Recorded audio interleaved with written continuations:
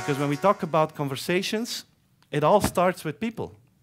And I don't know if you're aware of that, but on average, 28% of the clients of a company, 28% of your clients are in fact very happy with the work that you're doing, but they're not talking about that.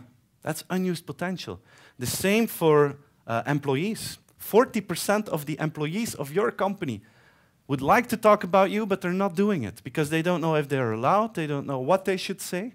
But imagine that we can activate both. Imagine that we can get the external people to talk about us and that we can get the internal people to talk about us.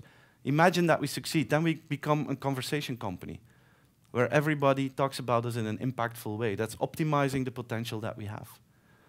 And there are two axes here. And when we think about the external people, it's very clear that they talk about experiences. If they have a claim, if they have an issue with you, are they happy or not? That is 50% of the consumer conversations will deal about how you treat them. So it starts offline to be successful online. And then we have the second axis, which I think will become more and more an important domain also for legal people in companies. Because this is the question, what are our employees allowed to do?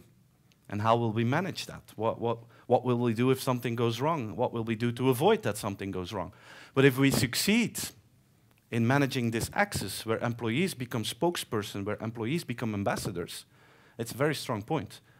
You're in the insurance industry, and maybe sometimes you have the same problem, but in the financial industry, it's not that easy to work there, or it hasn't been that easy in the last 4 years, you know? They are being attacked, that they destroyed the world that we're living in. True or not, I don't know, but there are a lot of discussions about that. So it happened a lot at parties where I was sitting, and at the table you have a friend who works in a bank, you have another friend who doesn't work in a bank, but that other friend drinks a glass of wine, and then drinks another glass of wine, and maybe another glass of wine, and then he starts to talk about the banks. And he destroys their philosophy and becomes extremely negative, almost aggressive about the banks. And then you have a friend sitting there who works in a bank, you know, and they think, oh no, not again. And then suddenly this one wine-drinking friend recalls the fact that the other person works in a bank. Then he will think to himself, oh no, what have I just done? I attacked my friend.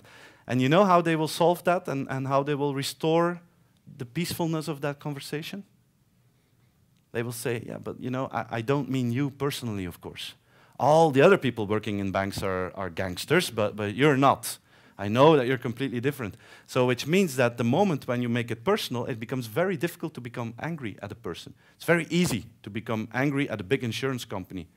It's very difficult to become angry at nice people like you guys. You know, it's a completely different story. So one of the challenges that we have as marketeers is also to find out how can we use that in a positive way. And there's a lot of proudness in every company. How can we get that to the outside world? And I brought an example from a knowledge industry, from Deloitte. Deloitte in the Netherlands, a big consultant company, they want their consultants to be ambassadors of their organization. So they started a training program, and their goal is that 10% of their consultants are active ambassadors on social media, on blogs, on their website. They don't expect 100%, 10%, 450 people of the 4,500. And they started a training program with that. But they succeeded. At this moment, they're not there yet, but I think 7% of their consultants is really active, and it goes from junior people who started to partners of the organization. So in every layer of the organization, they have ambassadors. And they're feeling now that the perception is changing. A lot of people are saying, hey, we feel that among the big consultants, Deloitte is the one that seems to be most humanized and most approachable. And the partners are seeing, hey, it brings me money. If I have a nice LinkedIn profile, people start to contact me with business requests. I didn't know that. I can do business more easily. So it's starting to have some vibes. But the problem is that a lot of companies are afraid of that. Sometimes legal people are afraid of that because they want to limit the risks that something will go wrong. And there it's, of course, the challenge to make good agreements. And one of the agreements is that a lot of things are just corporate communication. When you have an issue, when there's something important, when there's a crisis, employees don't talk about that. That's our spokesperson. That's the people who are trained to do that. When it's about customer support, employees don't do that. When there's a question, you don't need to be a personal help desk. But all the other things, all the informal stories, we can share that. And the real question is not necessarily, can or cannot our people use social media, but the real question is how can we use it in a positive, impactful way? And then the answer is no regulations, but the answer is training.